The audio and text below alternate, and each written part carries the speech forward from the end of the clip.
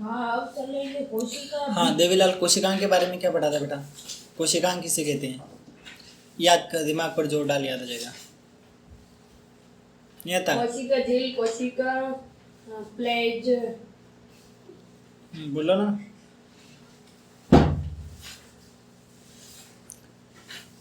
एक शब्द में उत्तर देना है, एक लाइन में उत्तर देना है। फालतू की चीजें बोल के समय सभी का बर्बाद होता है। कोशिका के विभिन्न घटक, इतना सा उत्तर है। क्या ढूंढ रहे हो उसमें? अरे ये आदत छोड़ दे किताब पढ़ने का, फालतू की चीज। ये रटने के काम कर दोगे क्या तुम? सीधा सा उत्तर है कि कोशिका के घटक क्या कहलाते हैं? कोशिका। इतना सा तो उत्तर है, तुम न जाने क्या क्या पढ़ लेते हो। कुछ बच्चे पागल इसीलिए हो जाते हैं, उनको पढ़ना है वो तो नहीं पढ़ते हैं, फालतू की चीज पढ़ लेते हैं। वही चीज पढ़ो ना जो अपने काम की। अब तुम शुरू से रामायण स्टार्ट कर रहे हो, क्यों? उससे क्या काम है? कोशिकांग यानी क्या होता है? कोशिका के घटक। इतना से याद रखना है। कोशिका घटक। स्मार्ट स्टडी किसे कहते हैं? उसी तो कहते हैं कि वो चीज याद रखो जो काम की। सारी चीजें दिमाग में भर ही नहीं सकते हो तुम, और चीजों को समझते हुए चलो, ताकि जब भी कोई प्रश्न पूछता है तब हम उनके आंसर दे सकें। साइलेंट बेटा, पढ़ा रहा हूँ मैं। आज हम पढ़ेंगे कोशिका भित्ति के बारे में। किसके बारे में? कोशिका भित्ति के बारे में। थोड़ा बहुत इसमें इसके बारे में बता देता हूँ। वैसे कल हमने इससे रिलेटेड बहुत सी चीजें देखी थी, मतलब कोशिका झिल्ली से रिलेटेड या प्लेज्मा झिल्ली से रिलेटेड। तो प्लेज्मा झिल्ली के बारे में हमने सबसे देखा था कि बाहरी परत होती है, कुछ पदार्थों को अंदर आने जाने देती है, कुछ को नहीं आने जाने देती है। ये चीजें हमने प्लेज्मा झिल्ली के बारे में देख ली थी अच्छे से। ठीक है, क्लियर है? प्लेज्मा झिल्ली क्या है बता सकते हो? कोशिका का एक अंग के, है ना, एक अंग है, इसे कह सकते हैं। कोशिका के अंतर्गत आता है, या कोशिका का एक घटक है, सरल भाषा में कोशिका का एक घटक। याद हो गया? प्लेज्मा झिल्ली क्या है? तो कोशिका का एक घटक। और कोशिका भित्ति भी क्या है? कोशिका का एक घटक। ठीक है, और इनको हम सामूहिक रूप से कोशिकांग कहते हैं। क्लियर? क्लियर ना? सामूहिक रूप से सभी को क्या कहते हैं? कोशिकांग। तो अब बात करते हैं कोशिका भित्ति की। पादप जो कोशिकाएं होती है, सुनना ध्यान से, इंपॉर्टेंट है ये फर्स्ट वाली लाइन। पादप कोशिका में प्लेज्मा झिल्ली के अतिरिक्त एक और होती है जिसका नाम क्या है? कोशिका भित्ति।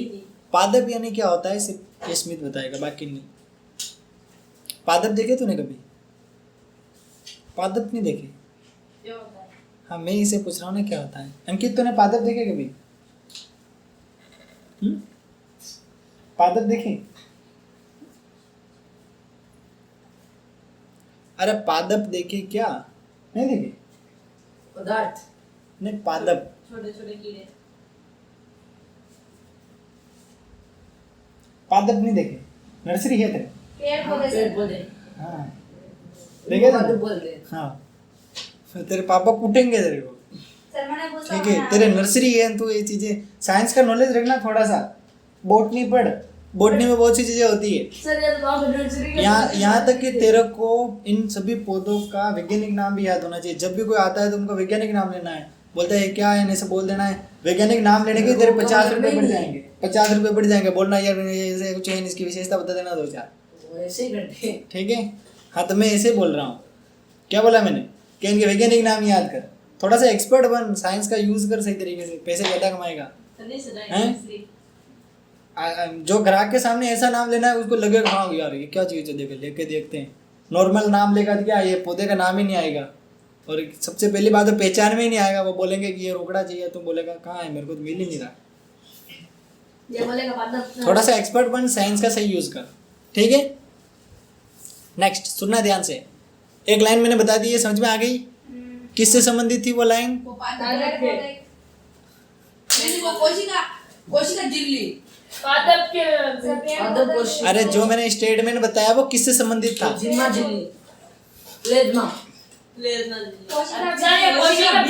हाँ, किससे संबंधित था? तुम न जाने क्या बता रहे हो। दिमाग को चलाओ, सबसे बड़ी बात यही है। आपस में डिस्कशन नहीं बेटा। अरे आपस में डिस्कशन नहीं, ठीक है? अब मेरे से बात करो, कोई पूछना है सीधा पूछ लो। ठीक है, नेक्स्ट।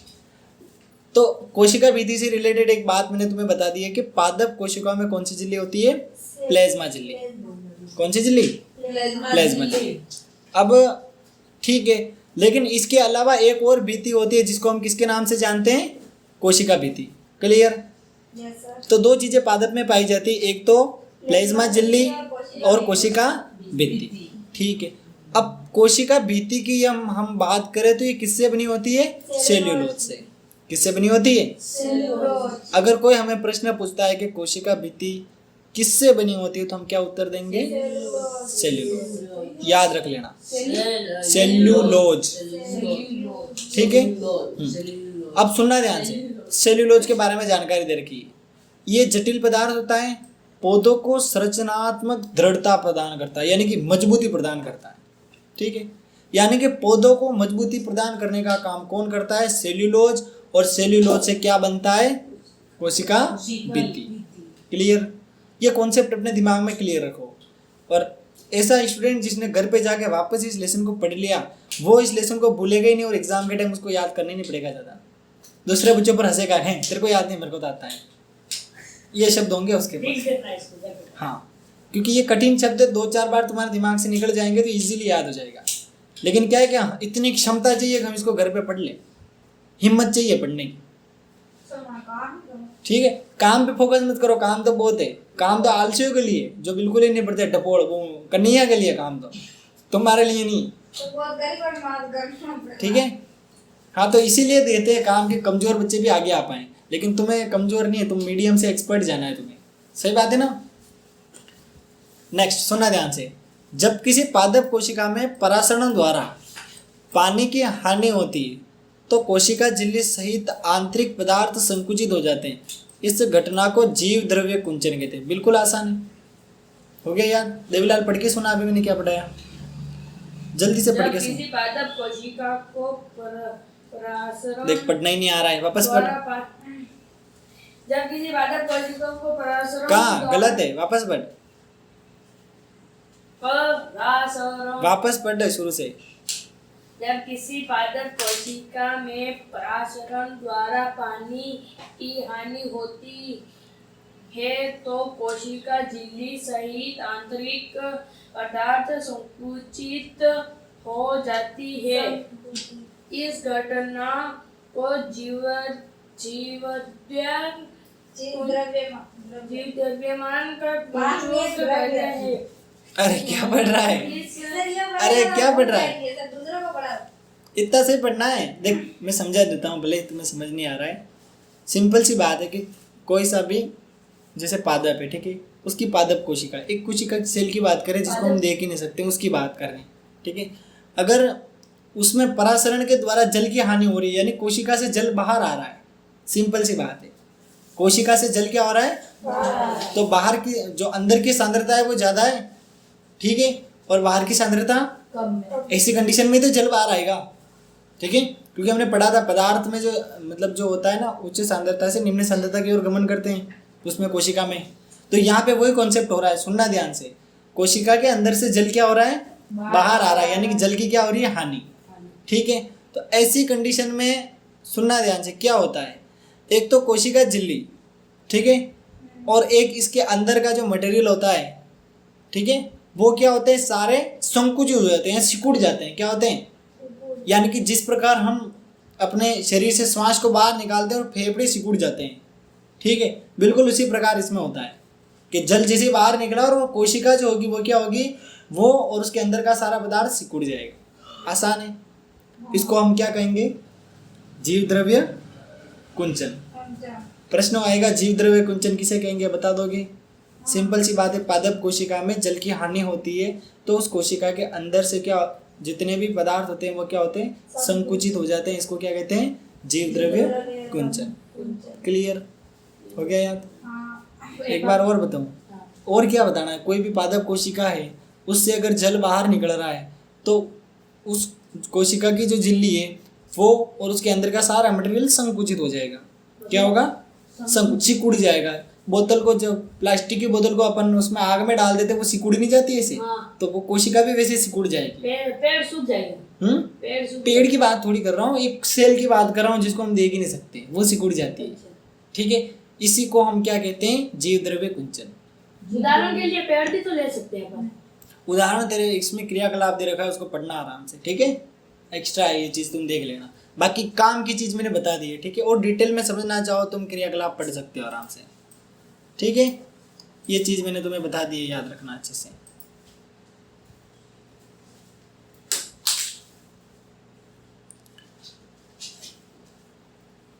फिर अगला जो टॉपिक है उसको पढ़ लेते हैं। इसमें ज़्यादा कुछ काम है नहीं है, क्योंकि हमने प्रीवियस में जो टॉपिक पढ़ा था ना परासरण वाला, उसमें ये चीज़ें सारी कवर हो रही है, तो यहाँ पढ़ने की जरूरत है नहीं है। अब बात करते हैं केंद्रक की। किसकी बात करते हैं? केंद्रक। ये जो केंद्रक है, सुना यहाँ से, मतलब प्याज की कोई इन्होंने झिल्ली बनाई है, उसे स्लाइड बनाई है और स्लाइड के थ्रू ये दिखा रहा है, ठीक है। कोशिका के विभिन्न भाग रासायनिक संगठन के आधार पर विभिन्न रंगों से रंगे जाते हैं। कुछ क्षेत्र अधिक गहरे प्रतीत होते हैं, कुछ कम।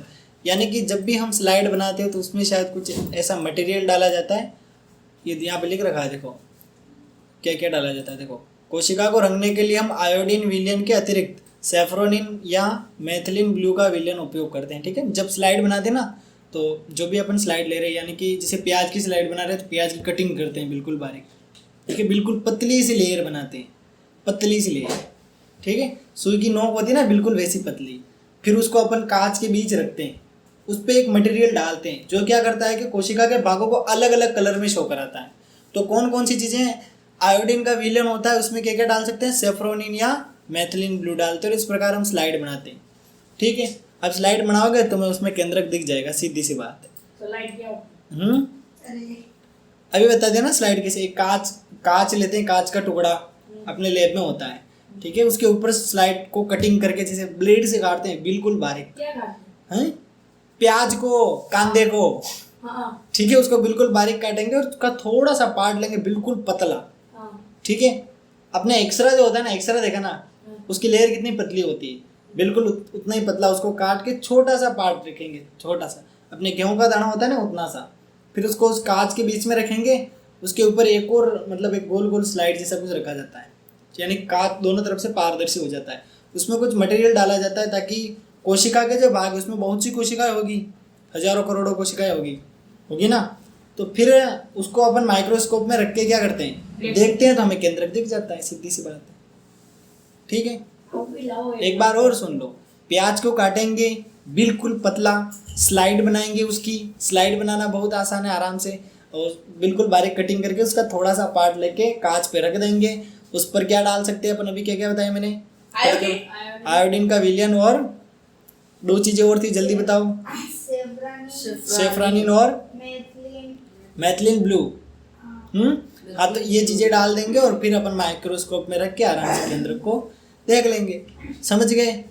तो ये केंद्रक से रिलेटेड कुछ बेसिक चीजें दे रखी है, सुनना ध्यान से। अब इस केंद्रक के चारों ओर भी झिल्ली होती है, किसके, केंद्रक के चारों ओर। तो केंद्रक के चारों ओर दोहरे परत का एक स्तर होता है जिसे हम केंद्रक झिल्ली कहते हैं, यानी कि डबल लेयर होती है। कैसी लेयर, डबल लेयर, दो लेयर होती है, जिसको हम क्या कहते हैं, केंद्रक झिल्ली, समझ गए। अब केंद्रक झिल्ली की यदि हम बात करें तो इसमें छोटे छोटे छिद्र होते हैं। छिद्र कैसे होते हैं, छोटे छोटे छिद्र होते हैं। इन छिद्रों के द्वारा केंद्रक के अंदर कोशिका द्रव्य केंद्रक से बाहर आ जा पाता है, यानी कि कोशिका में जो एक द्रव्य होता है वो क्या होता है, कोशिका के अंदर भी जा सकता है और बाहर भी आ सकता है, यानी केंद्रक से उसका ट्रांसपोर्टेशन हो जाता है। कोशिका द्रव्य केंद्रक के अंदर से उसके बाहर भी निकल सकता है और अंदर भी जा सकता है। केंद्रक कहाँ होगा, कोशिका के अंदर ही तो होगा, ठीक है। अगर कोई भी कोशिका है, जैसे यहाँ पर कोई भी कोशिका है, उस कोशिका के अंदर केंद्रक है, तो केंद्रक के अंदर भी मतलब जो कोशिका द्रव्य होता है वो अंदर भी जा सकता है उस केंद्रक के अंदर और बाहर भी आ सकता है। ये कॉन्सेप्ट यहाँ पे दे रखा है, समझ गए यहाँ तक क्या नहीं। केंद्र की और बात रखिए, केंद्रक में क्या होता है, क्रोमोसोम। क्या होते हैं, क्रोमोसोम, जो कोशिका विभाजन के समय छड़ाकार दिखाई पड़ते हैं, यानी कि जब भी कोशिका का विभाजन होता है ना, कोशिका का क्या होता है, विभाजन, यानी पुरानी कोशिका से नई कोशिका बनती है, समझ रहे हो, पुरानी कोशिका से नई कोशिका, तो ये विभाजन की प्रक्रिया के द्वारा बनती है। तो क्रोमोसोम कब दिखाई देते हैं, जब कोशिका का विभाजन होना होता है। और केंद्रक से रिलेटेड और बात, आनुवांशिक गुणों की सूचना इसी में होती है, यानी कि कुछ बोलते ना कि तेरे पापा के लक्षण तेरे में आ रहे हैं, ऐसे बोलते, यानी कि वो गुस्सा करते हैं तू ही करता है, वो सहनशील है तू ही सहनशील है। तो वो जो मतलब जो सूचनाएं होती है वो उस केंद्रक के थ्रू कहाँ होती है, पिताजी से बेटे में ट्रांसफर होती है। Yes sir. ठीक है, समझ गए? अरे समझ गए क्या? हाँ कोशिका के अंदर जो केंद्रक होता है उसमें होता है डीएनए। क्या होता है? डीएनए। समझ गए? डीएनए। अब ये डीएनए के रूप में, इसको डीएनए का पूरा नाम याद रख लेना, डीऑक्सी राइबो न्यूक्लिक अम्ल। ठीक है, और इस तरीके से ये अगली संतति में क्या होते हैं, पहुंच जाते हैं। सुनना ध्यान से। क्या बोल रहे बेटा? नाम वापस बोलो। डीऑक्सी राइबो न्यूक्लिक अम्ल बहुत इंपॉर्टेंट है। ऐसे नहीं 9th में काम आएगा, जब तक पढ़ोगे तब तक याद रखना पड़ेगा, क्योंकि बहुत सी परीक्षाओं में इससे रिलेटेड प्रश्न पूछे जाते हैं। और 11th 12th में साइंस जो ले ली तो ये सब तुम्हारा पीछा नहीं छोड़ेगा, सर नहीं ले दिन रात याद रखेगा। साइंस ठीक है, आर्ट्स ले लेना सबसे बेस्ट है। ठीक है, नींद निकालते अरे नींद निकालते कहानियां जो सुननी है तो आर्ट्स ले लेना। कला आर्ट्स की बात फिर कभी करेंगे, थोड़ा सा और पढ़ लेते हैं, इंपॉर्टेंट टॉपिक है, बातें करोगे तो याद नहीं होगा। यस, सुनना ध्यान से। क्रोमोसोम डीएनए तथा प्रोटीन के बने होते हैं। देखो क्रोमोसोम किससे बनते हैं? डीएनए और प्रोटीन। एक तो डीएनए होता है क्रोमोसोम में, दूसरा क्या होता है? प्रोटीन। क्रोमोसोम कब दिखाई देते हैं? जब कोशिका का विभाजन होता है। और क्रोमोसोम कहाँ होता है? केंद्रक के अंदर। समझ गए कि नहीं? कोशिका होती है, कोशिका के अंदर केंद्रक होता है, केंद्रक के दोहरी झिल्ली होती है, उसे केंद्रक झिल्ली कहते हैं। ठीक है, केंद्रक के अंदर क्या होता है? एक तो डीएनए, दूसरा प्रोटीन।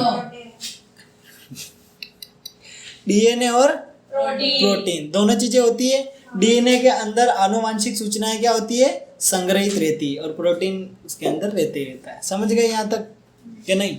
अब डीएनए का क्रियात्मक खंड जो होता है उसको जीन कहते हैं, याद रखना। ठीक है, डीएनए का क्रियात्मक खंड यानी कि जो वर्किंग काम रहता है, इसका मतलब वर्क में रहता है। आगे इसकी जानकारी आएगी तो डिटेल में देखेंगे। जो कोशिका विभाजित नहीं हो रही होती है, डीएनए क्रोमेटिन पदार्थ के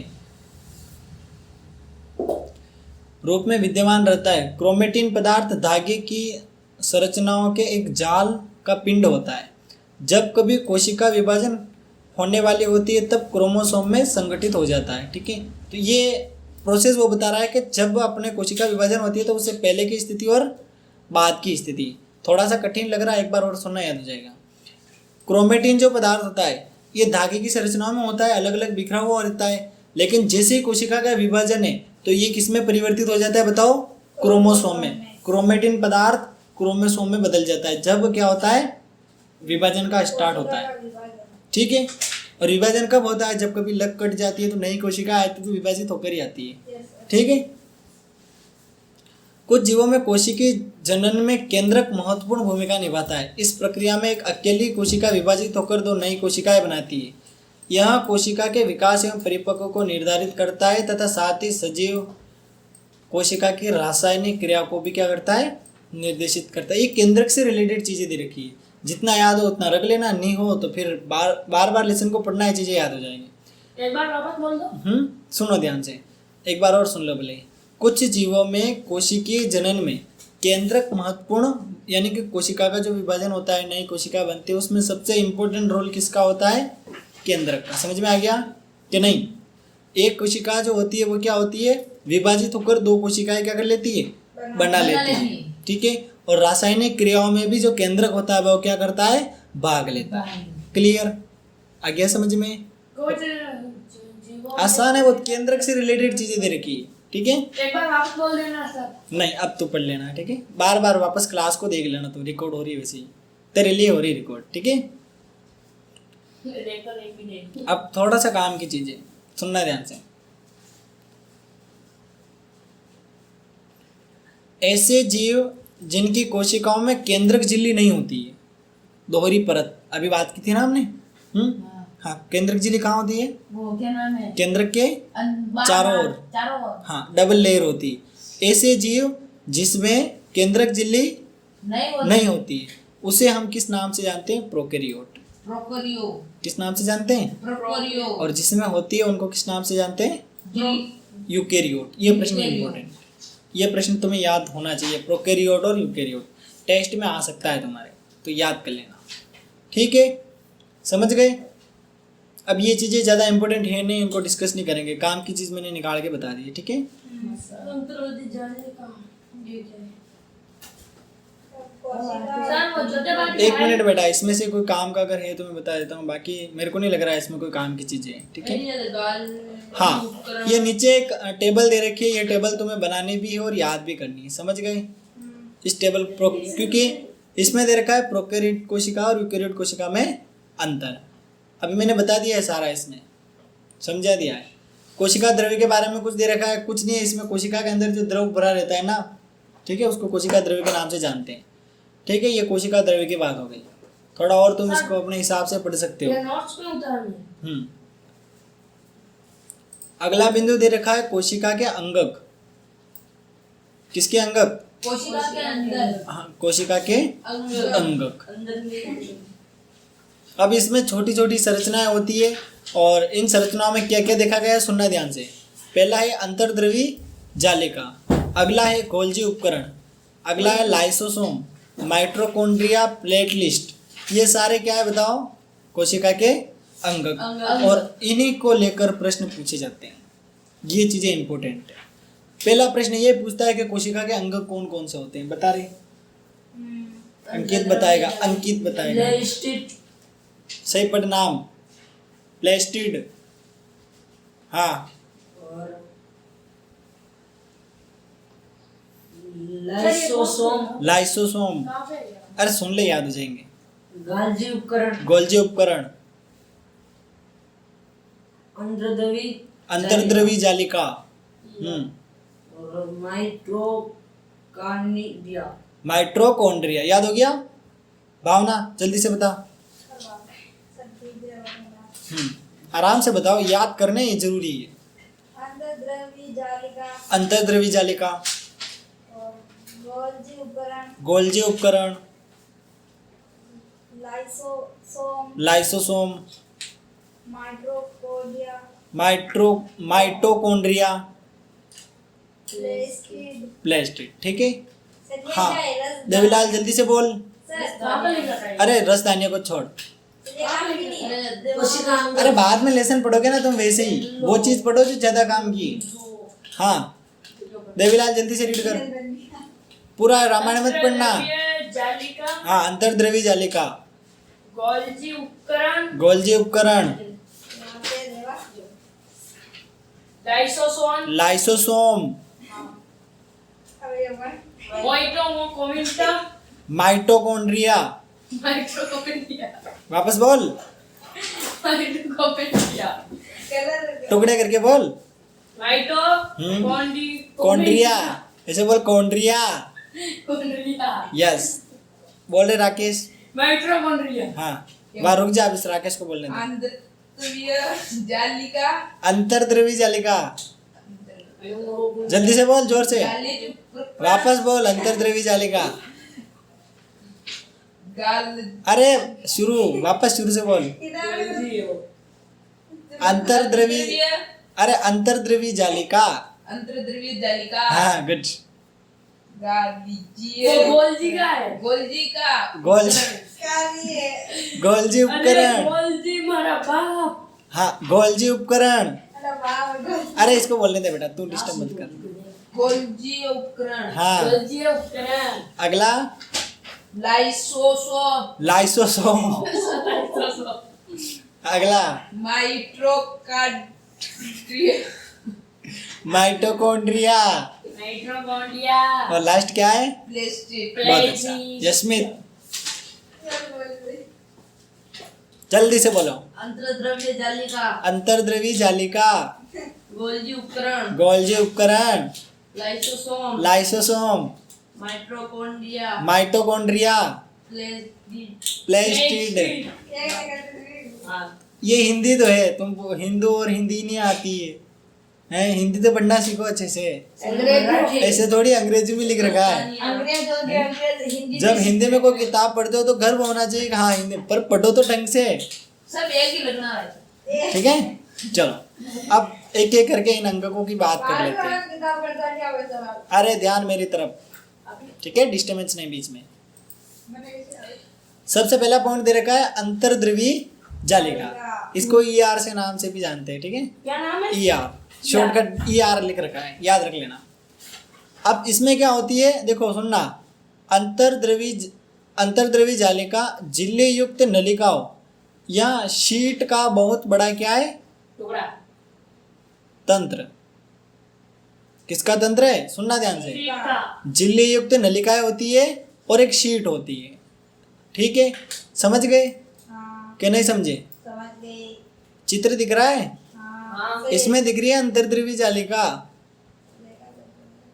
है, मेरे को 2 दिख रही है, मेरे को नहीं दी। देखो अरे यार ये शीट यू टुकड़ा दे रखा है बिल्कुल सेंटर में, जंतु कोशिका में दे रखा है, देखो है ना, यहाँ पे दे रखा है, और एक चिकनी अंतर्द्रवी जालिका दे रखी है और एक खुरदरी अंतर्द्रवी, यानी कि ऐसे कह सकते हैं 2 प्रकार की होती है, और दोनों ही प्रकार की इस चित्र में दे रखी है। आराम से स्कोप लगा के देख सकते हो तुम, ठीक है, एटेक्स लगा के देखना, दिख जाएगा, सर ठीक है। एक बच्ची को ना 2 मोती पहले उनकी ये चित्र 10 बार बनवाऊंगा, कितनी बार, 10 बार बोल दे। और जिसने अच्छा बनाया उसको इनाम मिलेगा। 50 रुपए। नहीं, 2 रुपये। 2 रुपये वो गए, अब नहीं मिलेंगे, 2 के 2 रुपये। हैं, 1 रुपए दोनों ही गए, 2-2 रुपये, 1-1 रुपये थे ना, दोनों सिक्के क्या? दोनों सिक्के गायब हो गए, कहाँ पे बोल रही है? हैं, तो मैं कभी भविष्य में देखने को मिलेंगे अगर किस्मत तेज हुई तो, कहाँ गए? ठीक है, जुगाड़ में, कोयला पे मिले ठीक है, जुगाड़ में चले गए। यस, थोड़ा सा और पढ़ लें इसमें, अरे और पढ़ लेते, सुनना, सुनो सुनो, जोर से सुनो और ध्यान से सुनो, ठीक है, ऊंचा सुनना, याद हो जाएगा। आप बोलोगे ऊंचा हम सुनेंगे हाँ। ऊंचा। देखो ये लंबी नलिका गोल या आयताकार थैली की तरह दिखाई देती है, या तो गोल थैली दिखाई देती है या आयताकार थैली की तरह दिखाई देती है। गाँव की तरह। सुनना ध्यान से, इसकी जो रचना होती है किसके इक्वल होती है, प्लेज्मा झिल्ली के इक्वल होती है, यानी कि जैसी प्लेज्मा झिल्ली होती है वैसे ही इसकी संरचना होती है। अब अंतर्द्रवी जालिका 2 प्रकार की होती है, खुरदरी अंतर्द्रवी जालिका और चिकनी अंतर्द्रवी जालिका। खुरदरी में खुरदरी होती है और चिकनी में बिल्कुल प्लेन सरफेस होता है ना, सॉफ्ट ऐसे कह सकते हैं। आसान है, याद रह जाएगा, ठीक है।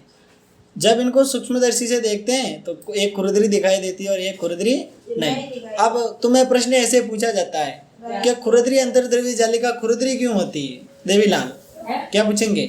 अंतर्द्रवी जालिका क्यों होती है?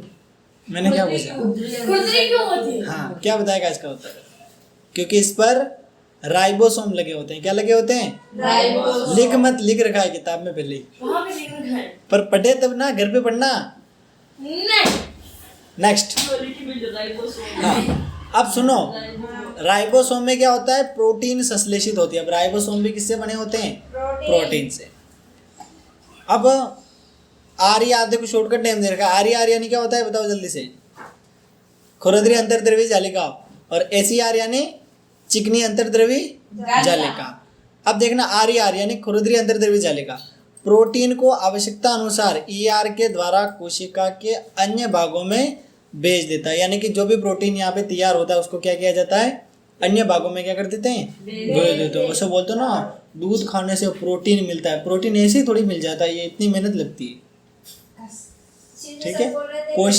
कोशिका के अंदर न जाने उसके उसे अंग में अंतर्द्रवी जालिका 2 प्रकार की, ठीक है, और वो क्या कर रही है, प्रोटीन का संश्लेषण कर रही है। देखो कितना माइनर चीज है ये, और तुम्हारे शरीर के बारे में बस, और कुछ नहीं है।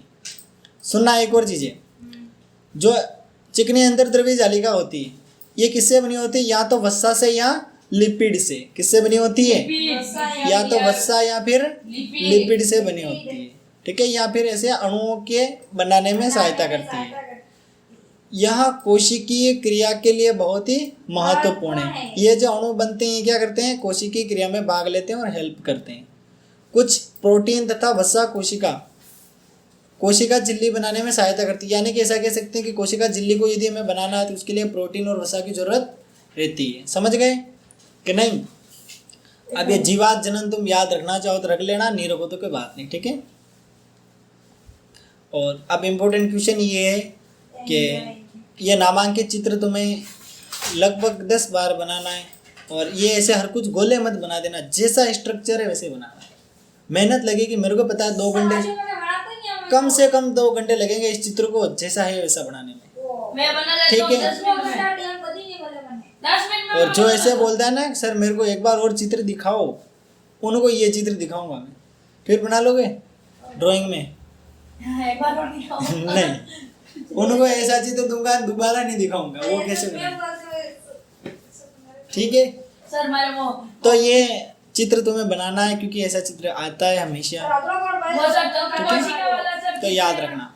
सर हम्म, सर मतलब में कोशिका वाला चीज जी घबरा रहा है? हैं? नींद तो आएगी, क्यों नहीं आएगी? इतना सुहाना मौसम में नींद नहीं आएगी तो क्या होगा?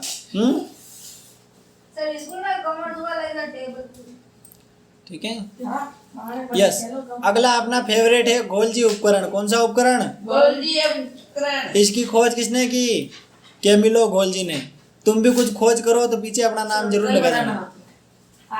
तुम भी कुछ खोज करो तो पीछे अपना नाम जरूर लगाना, ठीक है? समय की कीमत होती है। नेक्स्ट, ध्यान से सुनना। गोल्जी उपकरण झिल्ली चपटी पुटिका होती है। इसमें क्या होती है सुनो, गोल्जी उपकरण में चपटी क्या होती है? पुटिका है। और ये एक दूसरे के ऊपर व्यवस्थित रूप से समांतर रूप से क्या होती है? जमी रहती है। और इनको हम क्या कहते हैं बताओ? कुंडिका। क्या कहते हैं? हो गया याद? पक्का? हाँ, कुंडिका किसे कहते हैं? राकेश किसे कहते हैं? हैं? पुटिकाएं समांतर। क्या है? क्या है? अरे क्या है?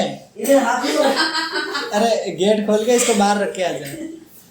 मैंने सोचा सांप आई। अरे बाहर रख के आ जाए इसको।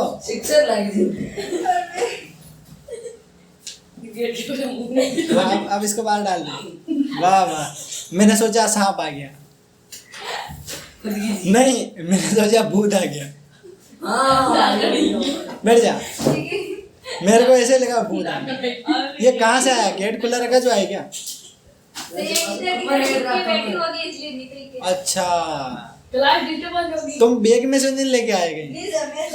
सर इसके बालों में से निकल रही बालों में मैंने सोचा गोल्जी उपकरण से पुटिका कहाँ बाहर निकल गया। हाँ, बालों में से निकल रही है। अरे वाह, मान लिया। चलो अब थोड़ा सा और पढ़ लें। चलो ध्यान इधर, ध्यान बिल्कुल इधर। अब यहाँ पर तुम्हें एक कोशिका दिख रही है, पादप कोशिका, यानी कि पादपों में पाई जाती है। तुम ये चित्र 10 बार बनाओगे तो अंकित 12 बार बनाएगा, क्योंकि इसके नर्सरी ये पादप कोशिका का स्ट्रक्चर है। ठीक है, तुम 10 बार बनाओगे तो ये 12 बार बनाएगा। तुम 100 बार बनाओगे तो ये 120 बार बनाएगा। 100 बार बनाएंगे। ठीक है, 100 बार बनाएंगे। ठीक है। तो ये देख लो, इस चित्र को जैसा स्ट्रक्चर है वैसे तुम्हें बनाना है। अरे चित्र को देखो, चीजें याद हो जाएगी। इसमें चिकनी अंतर्द्रव्य जालिका भी दे रखी है, लाइसोसोम भी एक दे रखा है गोल गोल बिल्कुल, खुरदरी अंतर्द्रव्य जालिका ही दे रखी है, देखो ऊपर राइबोसोम लगे हुए हैं। ठीक है, गोल्जी उपकरण भी दे रखा है, देखो पुटिकाएं समांतर रूप से जमी हुई है, दिख रही है। प्लेज्मा झिल्ली भी दिख रही है तुम्हें, केंद्रक झिल्ली भी दिख रही है, डबल लेयर है इस पर, देख लो। ठीक है, तो ये चीजें जो भी हमने पढ़ी है इसमें दे रखा, कोशिका द्रव्य भी दे रखा है, बिल्कुल भरा हुआ है यहाँ पे। सर मैं इसको बना लूं तो सिलेक्ट हो जाऊंगा। बना लो ना, पर समझाना जरूरी है। समझाना है अरे पर फिर बना क्यों रहे हो, समझा ही नहीं रहे हो। अरे किसी डिस्टर्बेंस नहीं, आराम से बैठ जाओ बेटा, है ना। ठीक है, यहाँ तक मेरी बात समझ में आ गई यस सर। कि नहीं? कल पढ़ेंगे भैया। नहीं, कोशिका के बाहर व अंदर विभिन्न क्षेत्रों में जो भी ये मतलब क्या किया जाता है, ईआर में संश्लेषित पदार्थ, यानी कि अंतर्द्रव्य जालिका होता है, इसमें जो भी पदार्थ संश्लेषित करते हैं उसको कोशिका के बाहर या अंदर आसानी से क्या कर दिया जाता है, भेज दिया जाता है। ठीक है, क्लियर? यहाँ तक समझ में आया कि नहीं? अब बात करते हैं लाइसोसोम। किसकी बात करें? अब लाइसोसोम की बात करते हैं। हाँ, कल वापस थोड़ा सा रिकॉल करा दूंगा, नो टेंशन। अभी 35 मिनट हुए, डेली 1 घंटे की क्लास होती है, सुन लिया ना? तो अभी पढ़ेंगे। मैं सोच रहा हूँ कि 20 मिनट जल्दी फ्री करूँ, लेकिन तुम्हें नहीं होना है। सर पूरा पाठ करो। 1 घंटा निकालो पूरा। नहीं सर। तो फिर काट दो 1 घंटे ये काट देना हाँ। इसमें डालो ब्रेक तो साइलेंट बैठ जाओ आराम से, ठीक है? मैं पढ़ा रहा हूँ, पढ़ाने दो। पढ़ने से क्यों शर्माते हो? जो पढ़ने से शर्माएगा उसके घर पे मैं जल्दी आऊंगा। हाँ सर बोलो रात को उस बच्चे के घर पे गया था, उसके अच्छे से बैंड बजाई थी, एक छोटा बच्चा था, किसके? लेकिन तुम्हारे नहीं बच जाए ऐसे। कौन किसने दगा लगा? हाँ, वो झूठ बोलता है, रात को मैंने झूठ पकड़ा दिया उसका, क्या बोला? अब नहीं बोलेगा। क्या बोला? हैं? फिर कभी बात करेंगे, अभी लाइव कैमरे में बात नहीं कर सकते ना।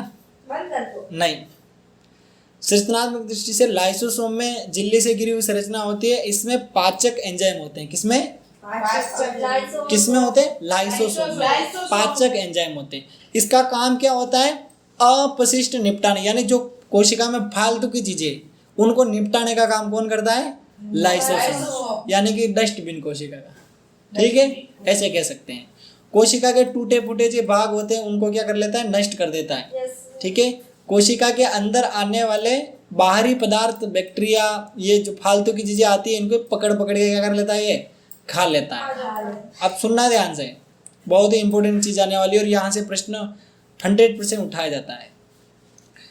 लाइसोसोम में बहुत शक्तिशाली पाचनकारी एंजाइम होते हैं जो जटिल पदार्थों को सरल पदार्थों में क्या कर देते हैं? तोड़ देते हैं।